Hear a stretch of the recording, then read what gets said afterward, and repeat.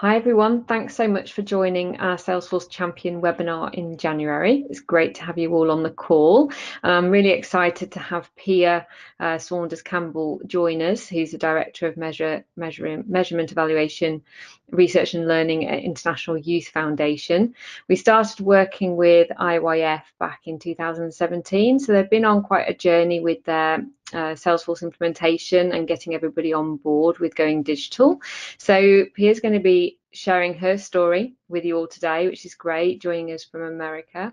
And then we're going to wrap up talking a bit about the change management principles that Pia kind of learned throughout our process and adopted, and she'll share her learning from that, but also talk you through the 4 key pillars really that we look at with change management, so you can think and reflect about how they affect your own organization. So that's what we're planning for the 1 hour.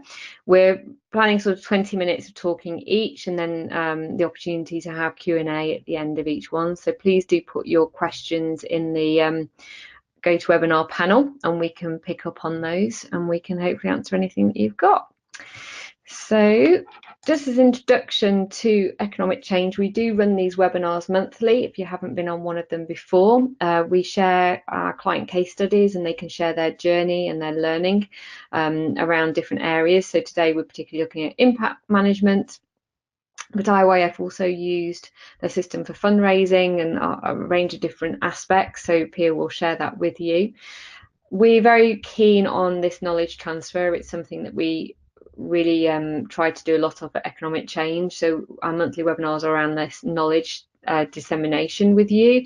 And this is very much around our 4 pillars that we adopt as an organisation. So we like to invest time and energy on management strategy for organisations that we work with, and looking at the KPIs and reporting requirements that you need as an organisation. We put those 2 things first, because technology is an enabler, all of those things, and we want to help educate non-profits about how they can use technology in much smarter ways to help them achieve a better management strategy and be able to measure and report on their impact more clearly.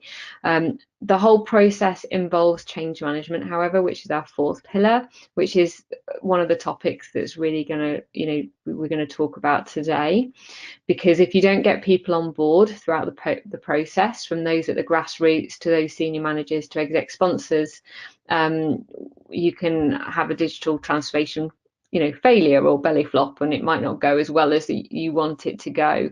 So these 4 areas are really key to any successful digital transformation project that we work through, and hopefully you'll get an insight of that today as we talk through. So I'll hand over to Pia now. Pia, if you'd like to introduce yourself, and I'll let you kick off. Thank you. Thanks, Heather. And just to make sure that the deck is up and that the screen is shared. Hi, everyone. Good morning, good afternoon. I'm Pia Saunders Campbell. I'm with the International Youth Foundation, which is a nonprofit organization based in the United States. For more than 25 years and in over 100 countries, IYF has focused exclusively on helping young people succeed. We're a global nonprofit organization, and we believe that there are 3 keys to achieving this success. The first is learning skills that will endure. The second, earning a livelihood, and the third, growing as an engaged citizen.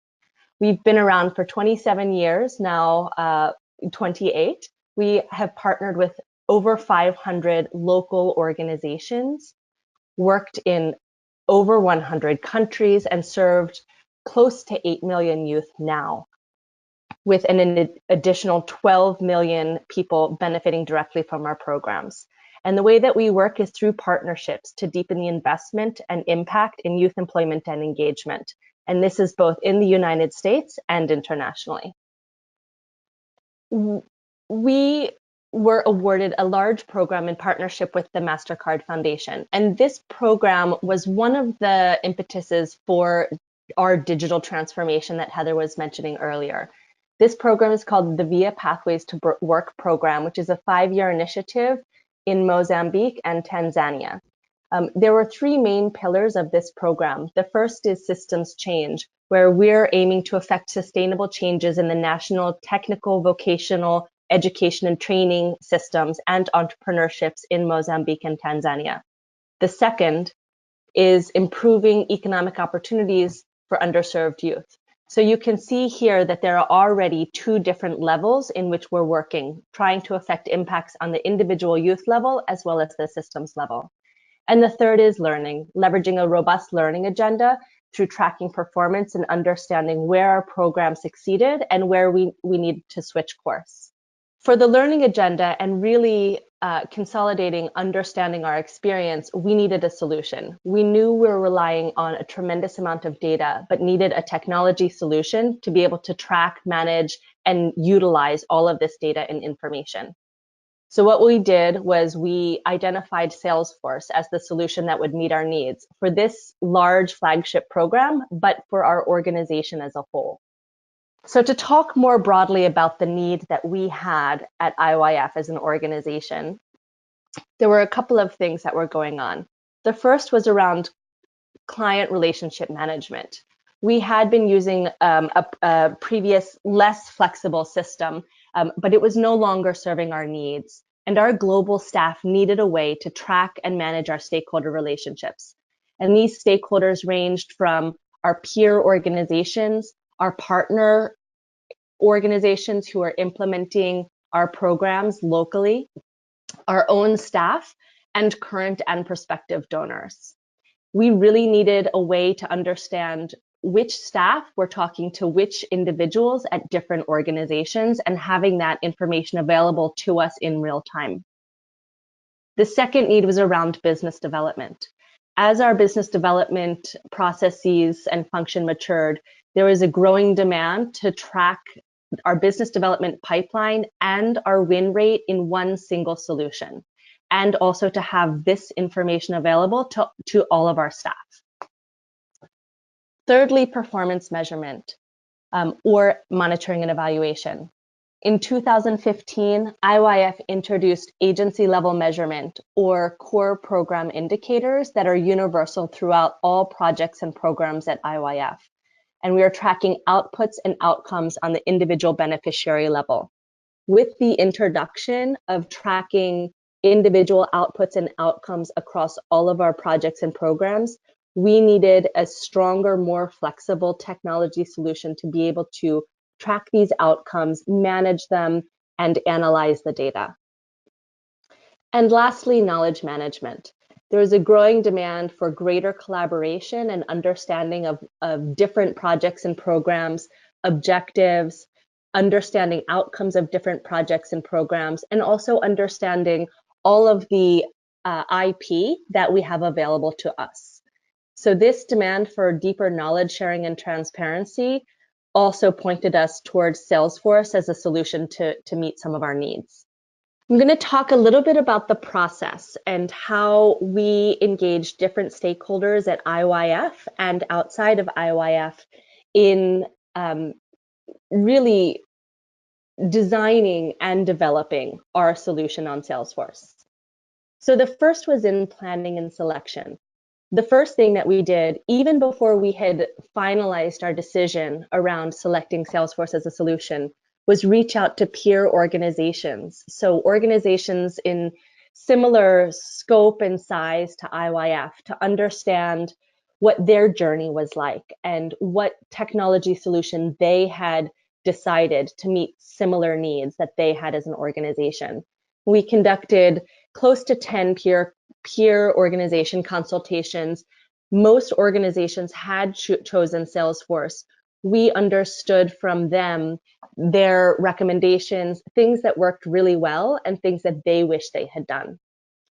We also formed a project team, which was a team of 4 of us within IYF, to work with our consultant, which is Economic Change, to design and build out the solution. In addition, we formed an executive management advisory committee. This advisory committee helped bring in our C-suite staff from the very beginning because they were on the journey from the very beginning. There was inherent buy-in. They understood the process from step 1 in understanding the scope and what the impacts of implementing a digital solution would be.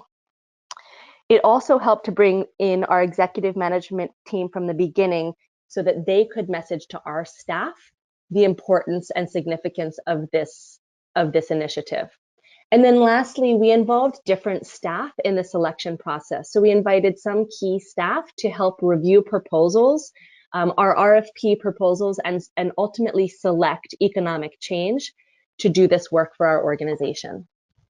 Secondly, in the design phase, we involved a wide range of stakeholders. So we involved key staff from all different departments within IYF, both at our headquarters in Baltimore and internationally, to provide input to the design. And it wasn't just the technology design. There was a recognition that economic change led us through, which was around how our business processes would shift from what we're doing today outside of Salesforce to what we're going to be doing tomorrow in Salesforce. And so there was a very lengthy process in thinking with our staff about how can we create efficiencies around our actual day-to-day business processes that we will then build in the technology. And getting key staff input and thinking on this in the design phase was critical, as they're the ultimate users of this solution. Secondly, we involved staff in the alpha testing phase, which allowed staff to become oriented and familiar with the technology, but also to provide feedback around what makes a lot of sense and what needs to be adjusted. And lastly, in our selection of third-party applications integrated into our Salesforce solution, we asked key staff who would be the main users of these third-party apps to test the apps, to provide feedback on what elements that they prioritize and what do they like about the different apps. After the solution was designed, we engaged a lot of our staff on the training and implementation. So even in the design phase, we created a group of change management champions. And under the advisement of economic change, we identified some change management strategies and techniques to help really move along the adoption and rollout of our solution. We recognize that this change in moving from how we work today to working within Salesforce was going to be difficult. And one of the things that we constantly messaged within our organization is that it is hard and it will take time. But we also recognize that the change that we're asking our staff and our colleagues to make has to be relevant and desirable. And so some of these steps that I've talked about previously really ensured that the change that we were making was both relevant and desirable. Our change management champions helped us communicate that to our staff. We also phased in training with different teams so that not all staff in the organization received trainings at one time. And we adopted a TOT model where super users could deliver training to colleagues. This helped incentivize the training and made the implementation rollout more manageable. Lastly, we identified success indicators. And these key success indicators focused on different behavior change milestones that the project team, our executive management advisory committee, and other key staff had agreed on and had ownership over. Also, we recognized and rewarded early adopters.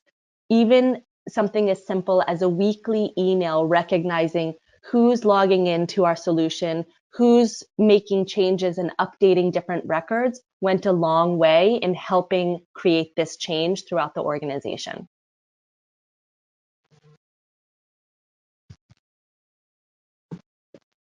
So I'm going to talk a little bit about what our Salesforce solution looks like. As I mentioned earlier, there was a need for contact relationship management and for all different stakeholder groups. In addition, there's a functionality to track our business development processes. And this is around our partnership development, charitable giving, and marketable assets. We also track all of our projects and programs in Salesforce. So we have moved our project setup process, which involves multiple departments, including our finance and administration, as well as our program departments, all being done in Salesforce. We conduct work planning for some teams through a third-party application, Mission Control. where we also have ability to do dynamic Gantt charting. We're tracking our individual beneficiaries and our other performance measurement and data through Salesforce. And lastly, there's functionality for our marketing and communications and outreach functionalities. And this is through 2 third-party apps, MailChimp and Eventbrite. We branded our solution as STORM, and it stands for the Systematic Tracking and Organizational Records Management. So after we've designed and have gone through rollout of the system, we recognized a number of benefits to our organization. Definitely transparency was one of the main benefits, and this related to the need of greater and deeper knowledge management. Our staff in the Baltimore office in the US and across the globe have the ability to access information that they may not have been able to easily access previously. As information is increasingly stored in one place in Salesforce, staff know where to find information and can self-serve on this kind of information. That creates efficiency because staff no longer have a need to go to other colleagues to ask for an update on a project status or an outcome or a business development proposal. They know we can go into our Salesforce org and find this information. Now, of course, that doesn't eliminate the need for collaboration or for checking in with our colleagues. We definitely still do that, but we do know that we have this information where it's supposed to be in our Salesforce org. Also, we're increasingly able to make evidence-based decisions with greater ease. And this goes back to both transparency and efficiency, where we know as we're adopting our solution that increasingly our information about our projects, our performance, and our progress toward our key performance indicators are in reports, dashboards, and other records within our Salesforce solution. Lastly, we have increased collaboration and effectiveness because of all of these things I've mentioned.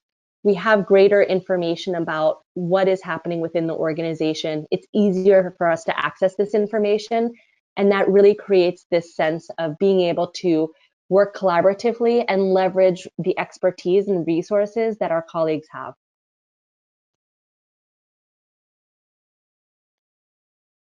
So we learned a lot throughout this process. Some things we feel like we really did right, and some things we feel like, we didn't get it quite right, but we have these recommendations and lessons learned for others who are going to go through a similar process. One of the things that we did right was have a very careful and intensive selection and internal planning process. I mentioned a little bit about how we engaged with stakeholders externally who'd gone through a similar process, but also how we engaged a wide range of staff internally at International Youth Foundation. Secondly, we involved the key stakeholders of our staff across the organization, cross-functional and in different geographic locations in the design, development, and adoption of our Salesforce solution. This went a long way toward our change management and easing adoption. It wasn't perfect, but it was really critical to have different staff become oriented to Salesforce and to our particular org within Salesforce over a longer period of time. Thirdly, in training and implementation, we leveraged expertise and interest of our staff in adopting and providing training to colleagues for our solution. And lastly, we established the indicators of success that I mentioned earlier. This is still a work in progress. It's not something that we've completed. We continue to roll out and adopt Salesforce, and we continue to rely on our indicators of success and incentives around these behavioral milestones to have an effective adoption. There are some things, moving on, that we've learned that we could have done a little bit differently. And one is phasing in the build. as you see from the description of our Salesforce org, there is a lot in our org. It is very complex, and it involves most of the departments at our organization. Had we phased in the build, starting with a CRM and then building upon that, we could have potentially had a simpler adoption process. Secondly, at inception, we did not have a plan in place for dedicated staffing and resources, such as a Salesforce admin, to support the long-term implementation and adoption. That's something that came toward the end of our design phase and something that we're still in process with. So having a plan or resources for a dedicated admin is something that any organization considering a digital transformation such on this scale should consider. And thirdly, if you're adopting an agile approach to the project development, plan early for the aspects that might be eliminated or modified. And what this means is really adhering to those agile principles and being flexible and understanding that not everything might happen the way that you initially intended for it to happen. So moving on to the hard recommendations. One, involve key stakeholders, internal and external, in your process and plan for change management from the very beginning of the initiative. This means in the selection process or in those external peer organization stakeholder consultations. Second, use a phased-in approach if you're going to have a more comprehensive or complex solution. And third, build insufficient staff time and budget, not only for an admin to support the technology, but also for the stakeholder engagement, the staff engagement in the design and rollout phase. It's really critical that your executive management team, but also other staff, recognize and allocate the sufficient time to be able to adopt the technology and also transition what they're doing day to day into the technology. I'll kick it back to you to talk a little bit about economic changes, change management, strategy, and process. Great, thanks, Pia. Some really useful insight there. It's really, really good to see the whole journey that you went through and all the considerations that you had at those different stages. I'm going to open it up for questions now for people to ask their questions to you directly. I'm going to ask you a couple of questions to kind of kick it off really and allow people to just digest all that really useful information. So my two questions are, one is, what do people need to consider when managing a project like this internationally? Like, how did you manage and coordinate things when, you know, even your core team were sort of virtual, if you like, and working from different offices? And my second question is, some organizations, you reflect on agile project management, I suppose, and to some degree you'd written a functional brief and specification at the outset. Would you have spent more time on a design brief up front, you know, having gone through the whole process now, and focus more on design and then decide on a technical solution? Or do you think what you did was enough, and actually the process that you went through with agile project management and evolving your requirements as you went did suit you better in the end? Great, Heather. Thanks for those good questions. So on the first question of what we as an organization needed to consider as we're working internationally, I think two things come to mind. One is around the logistics. How do we coordinate ourselves as an international global organization operating with different schedules and on different time zones? And one of the things that really helped us, and also in working with economic change, which is based in London and also on a time difference, was having weekly standing meetings with the appropriate stakeholders. And this really helped us in a coordination perspective to know the amount of time that we needed to dedicate during the design and scoping phase, but then also to set the expectation around schedules and coordination. The other thing I think is more substantive around the design of our solution. One of the things that one might imagine is that all of our different projects have a slightly different project model and operate in different contexts. We're operating with different implementing partners, and in some cases serving slightly different parts of a population or working with a slightly different strategy. And so one of the things that we kept in mind quite a bit in designing the solution is that we're designing for the most common element, strategy, and program model.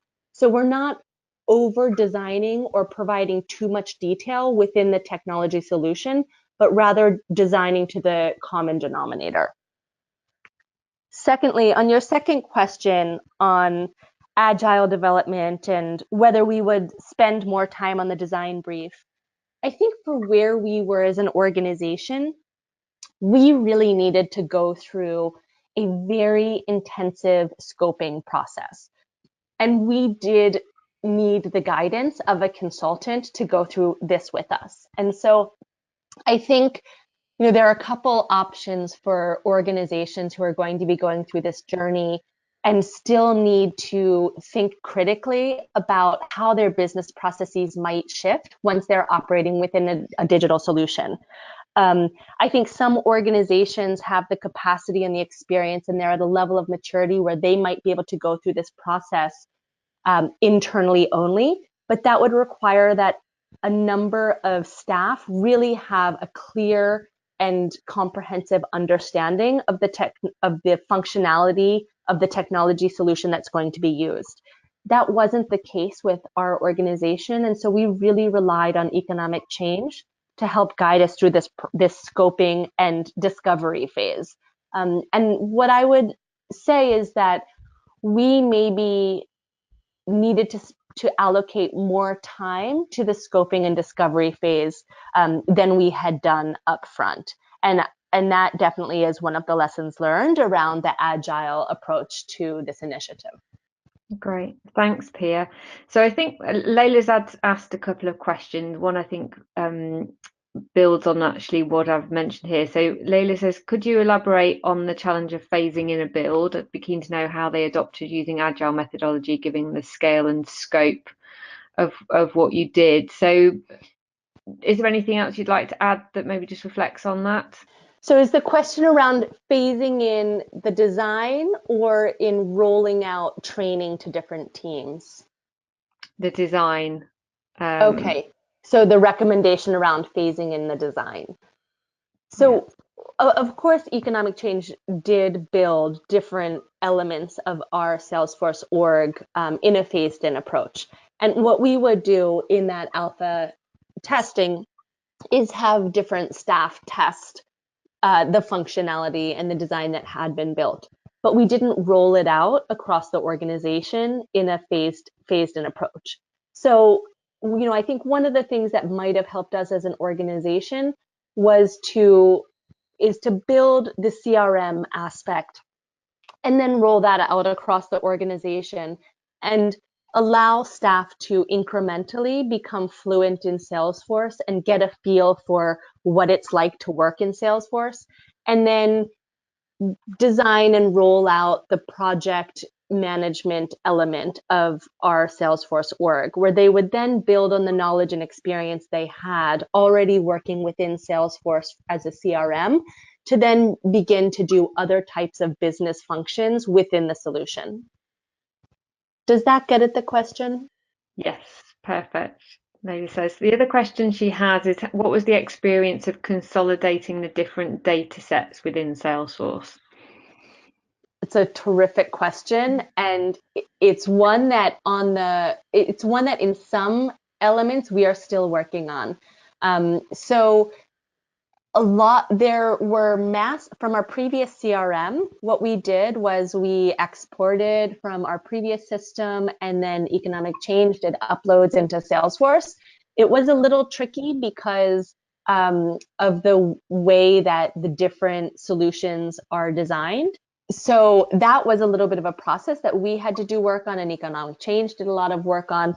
Some of the other data was only existed in Word documents, and so we created a plan for different staff who were responsible for the data and really the owners of that information to create records in Salesforce.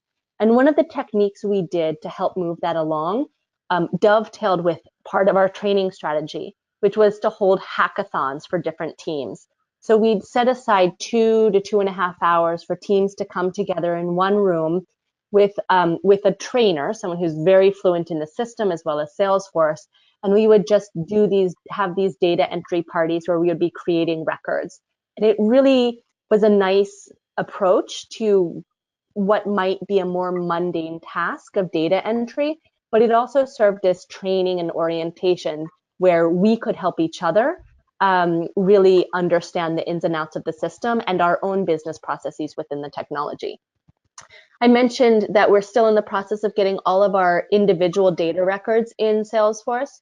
The reason for this is twofold. One, there's, as you know, a tremendous amount of data cleaning and getting large data sets of hundreds of thousands of records into the appropriate format and cleaned. And then the other is what I had mentioned earlier around planning early for a dedicated staff person to serve as an admin, which is something that we did on the later side.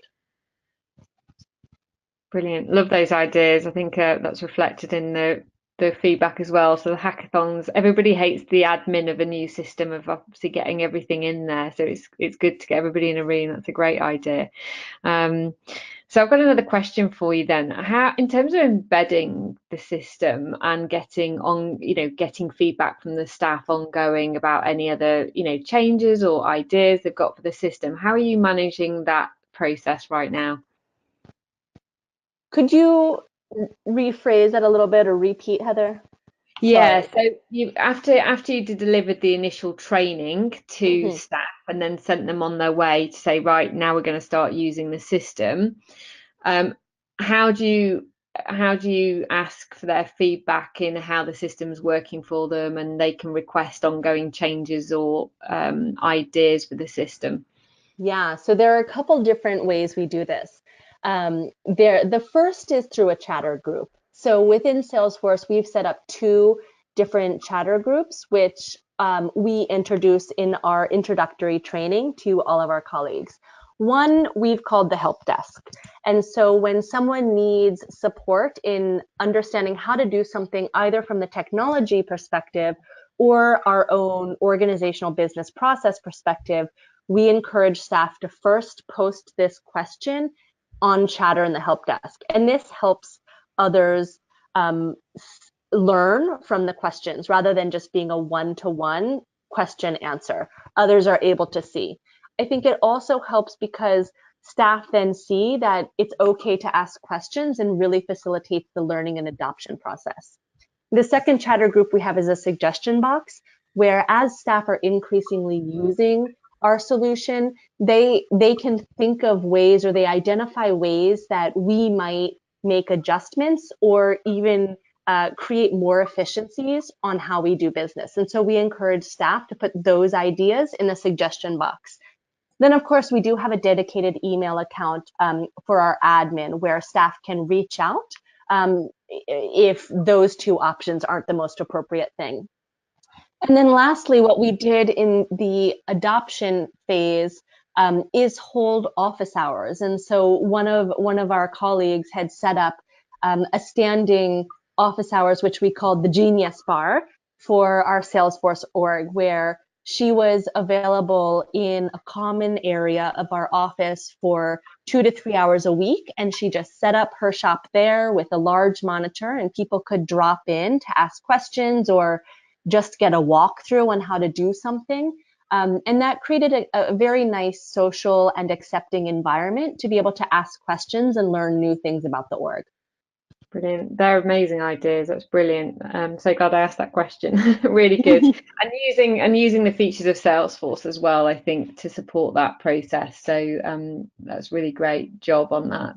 And reflecting back on when I worked with you guys as a team, you had some experience of working with Salesforce before in that team, and I think that does really help, doesn't it? So even though you didn't have an internal Salesforce admin, you've all had worked with Salesforce before in some way, predominantly. Absolutely.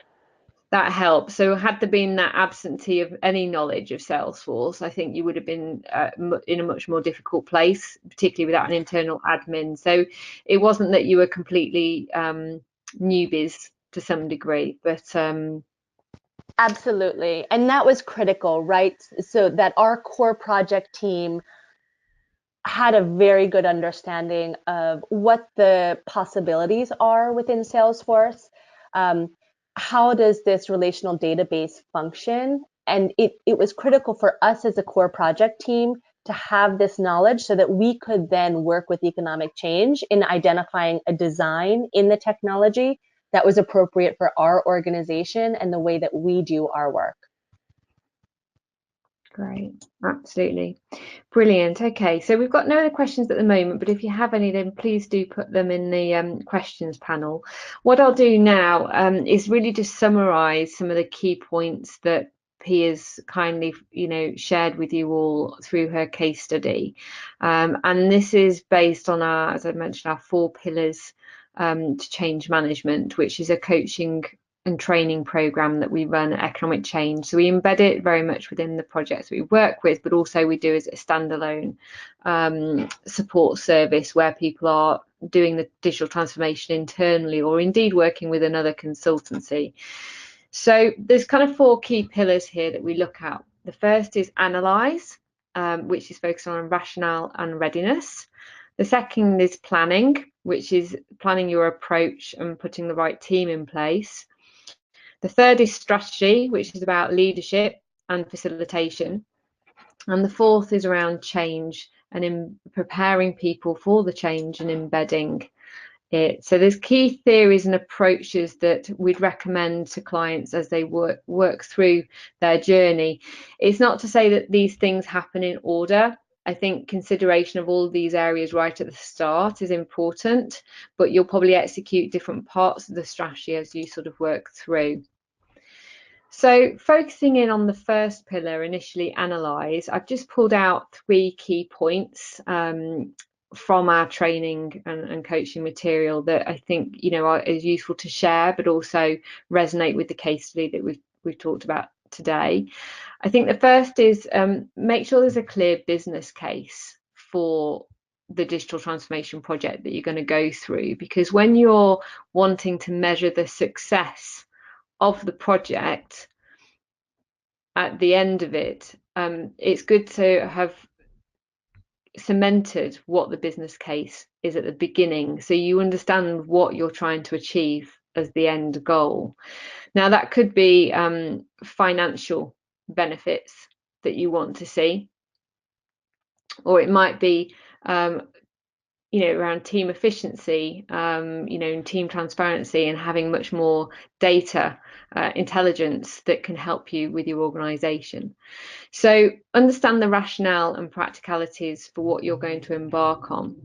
And in terms of starting to uncover what the business benefits might be, start talking to the executive sponsorship team, but speak to senior managers and speak to individuals even working at the grassroots. Start to understand about where might the benefits be of having digital transformation and digital tools in place to help you, because then you can start to feed this all into the business case as part of it. And when it comes to pitching to the executive sponsor team to actually get investment for the digital transformation project, which I'm sure Pia will share and resonate with, that it's not just the initial investment of the implementation, but there's an ongoing investment that's needed in resource and time to continue to develop your system, or have an internal administrator and continue to train new people that start, on all of the investment that goes into it. You've got to be clear on what the economic outcomes are from this. Now, some of them might be quite tangible and maybe you could measure. So as an example, if you've reduced your event management process, you might be able to actually demonstrate the number of hours you've saved in that administration, and then be able to say, well, actually, we've got a cost saving of admin time because we've used digital technology to collect attendees information and they can register automatically rather than manually through an email. Or it might be that due to the data intelligence that you have, that you can actually actively fundraise and produce proposals more quickly, and due to the information that you now have available at your fingertips, you might win proposals more readily. Now, obviously, some of that you can probably quantify, some is harder to justify, but if you know that you've got more data available to you, hopefully that you'll be able to feel confident that you're winning more bids because you've got better data included within them, because you've got now transparency around what the organisation is doing. So there's a whole bit around understanding the business benefits and the value of going through this process. And at the end of this stage of the journey of change management, you'll get to that point where you'll say, actually, there is a business benefit of doing this. It's actually going to help a lot of people within our organisation. Yes, let's go for it. Or you're going to get to the end of this stage to say, actually, at the moment, we're okay as we are. We understand there are some benefits, but maybe it's not, a financial win-win for everybody. So at the end of this initial stage, you might decide to progress with a change, or you might not. So that's the first stage, is you kind of need to get everybody bought into the process by helping them understand the business benefits and value and get them talking about what that might look like. When you decide to progress with it, which is stage 2, that's where we talk about the planning stage. So again, reflecting very much on what Pia shared on their journey, it's about identifying champions who are really excited about digital transformation and starting to build a team of supporters within the organisation. Now, within that champion team, you would want people who, as I say, are excited about digital transformation, either want to start using the new systems and tools that you're proposing. Ideally, they'd have some experience. It's not essential because you might train them in it, but experience in the CRM is great. If they're excited about being trained within the system and they've got time and capacity to do it, then obviously get them trained up. And think about different personality types within that group of champions as well, because you do want a complementary set of personalities. And we think about that in terms of maybe the Belbin model, for example, and the different personalities that coexist well as a team. So they're some of the reflective points on building a champion network. The second is identify blockages. So identify those people who aren't on board with the process and reflect on how influential they are within the organisation. And the real way to kind of get to the crux of that is to start to have these one-to-one conversations with them to really tackle the root causes or issues associated with them having reservations. Is it fear? Is it past experience? Is it cultural challenges?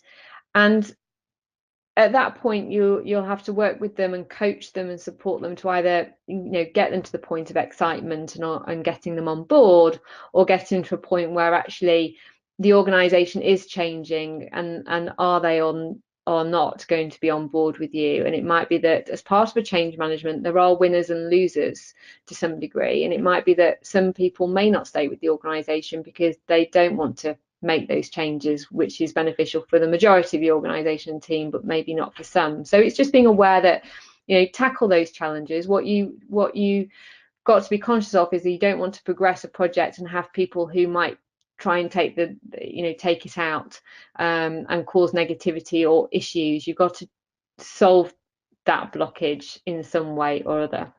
The third is ensure leadership and sponsorship is in place. So there is a need for a strategy for the exec sponsorship team.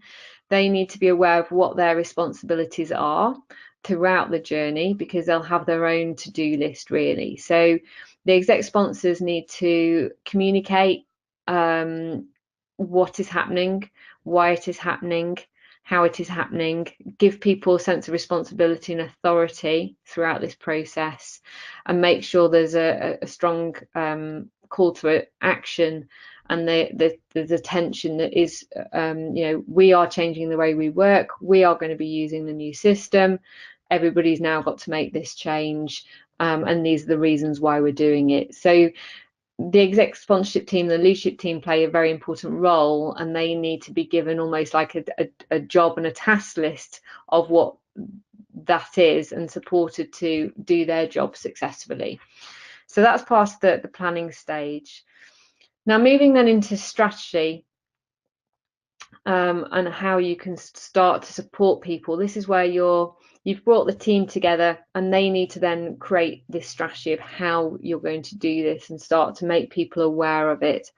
So the first point here that I'll pull out is about enabling two-way communication. So that's why I asked Pia that last question around, well, how do you get feedback from people about this experience, and how do you keep that communication going? So throughout the journey, Pia reflected on, getting people involved in the design workshops, getting people involved in the user testing. Once you've trained them, allowing them to then continue to get support or give suggestions or ask for help. So maintain that throughout the whole process. And if people do give suggestions, make sure that you get back to them and say, yes, great idea, we'll implement it, or yes, great idea, but that will be phase 2 or phase 3, and this is why, or actually that's not something that we're going to do now. You might ask people to vote on ideas. That's something that Salesforce do as an organization. Salesforce itself get ideas for their system all the time from customers, and they get people to vote on it, and that enables them to rank which ideas they should take forward, because it's the most pressing thing that's a need. So customers using Salesforce can obviously do a similar approach. So allow that two-way communication, and if they put forward suggestions, make sure you get back to them, and they're all involved in it, and that really helps get people bought in. The second point of your strategy is around training and being aware that you might need to give training in different ways. So when we work with IYF, because they're a virtual team, an international team, there's more the traditional training manuals that you would prepare and start to develop out with clear business rules. There's also the opportunity, you can develop small mini videos that people can do, and you can upload to the system and people can watch. The third is you can use tools such as Walk Me Through, which allows live training to happen as you're walking through a system. And different people adopt training in different ways. So you might do a full day training, or you might want to break it down into 2-hour sessions. You might need to allow people to go away and have a play of it, and then you organise a regroup where they come back together, and they get a bit more training, but can also ask questions about the previous training. So different people learn in different ways, and it's just really accommodating for that, and allowing ongoing support, and taking up some of the ideas, as say Pia shared on their journey. And the third point around strategy is about communicating changes in 3 ways to this same audiences. So we talk a lot about, in the sales world, we say people need to hear about a brand 3 times before they decide to buy. They might see it in a blog, they might hear about it, read about it in a magazine, or they might then it comes up in their Facebook feed, for example, particularly with analytics and Einstein these days, and artificial intelligence, things pop up and we see the brand over and over again, and it starts to resonate. It's a similar principle really with this.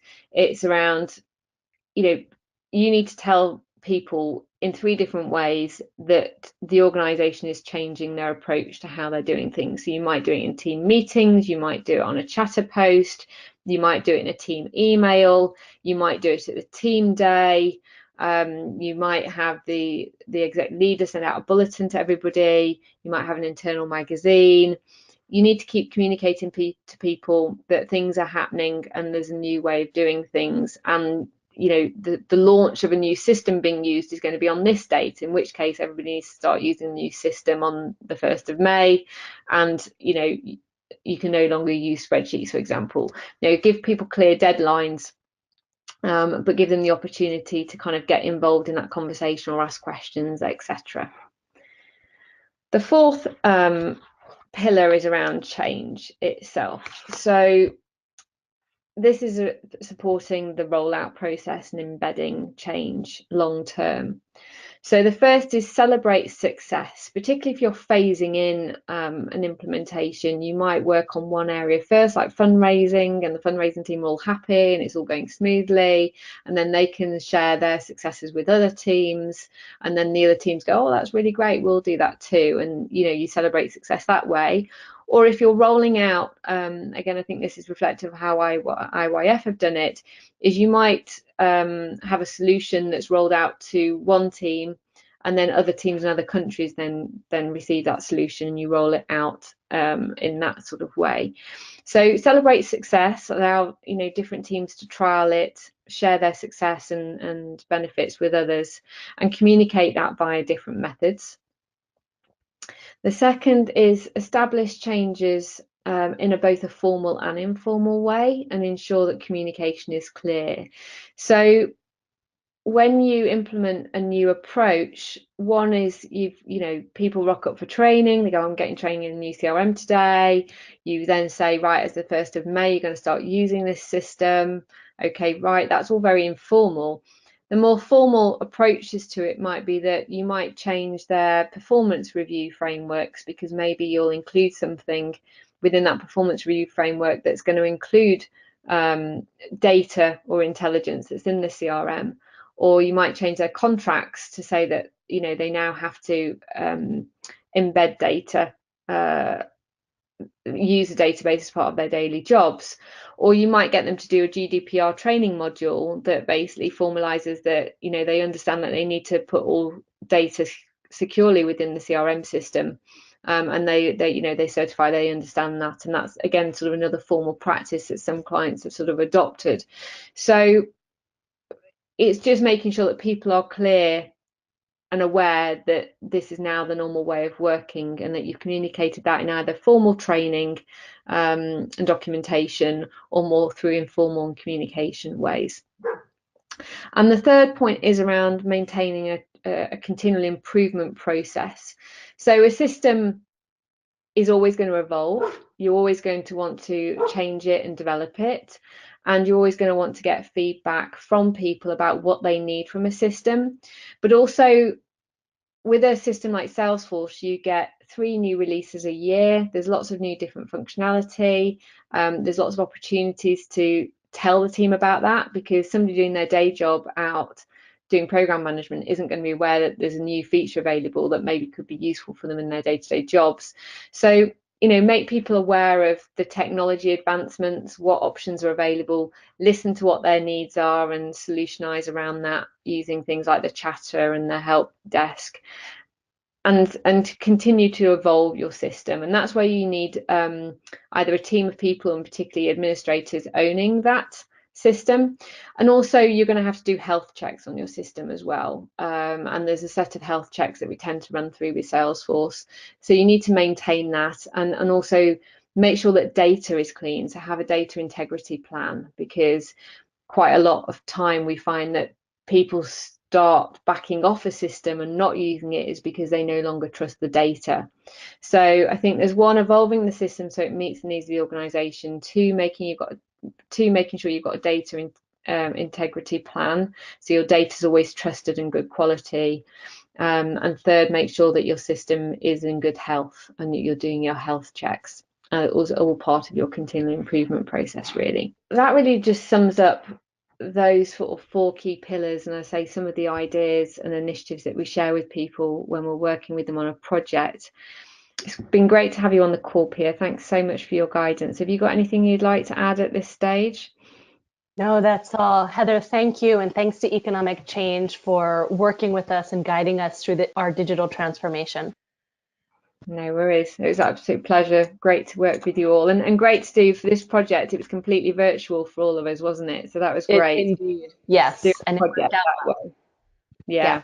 We can harness technology. We don't all have to be in a room working as well. So, that's right. Thanks a lot. Thanks everyone for joining. Have a great day, and we'll speak to you all soon. Take care.